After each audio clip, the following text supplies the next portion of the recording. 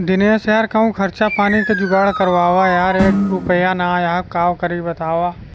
का बताए यार पवन भाई, हमहू 2-4 दिन से माछी मारत हई, कहीं से कुछ रुपया ना आया होता है, तनख्वाह ना आया होती है। अब बताओ का करी। पवन भैया एक जुगाड़ बताई, हमका लागता है वो चला जाए, वहीं 2-4 लौंडा हुई हैं, वहीं का पकड़ के खर्चा पानी बने, और तो कहीं जुगाड़ ना आया है।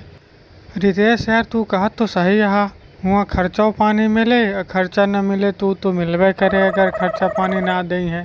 काव कहता है दिनेश चला जाए, पागल है का, नौकरिए छोड़ के जाबे तो पलाई जाबे, हमका ना जाँक है, तोहका जाँक हो जा, हम ना जाब।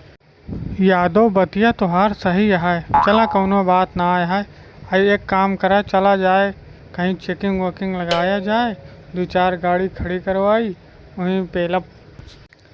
पवन भैया पुलिस में पैसा बहुत कम है, नंबर 2 में ज़्यादा है। नंबर 2 में पहला जितना पहला को होए वो तो होबे करे।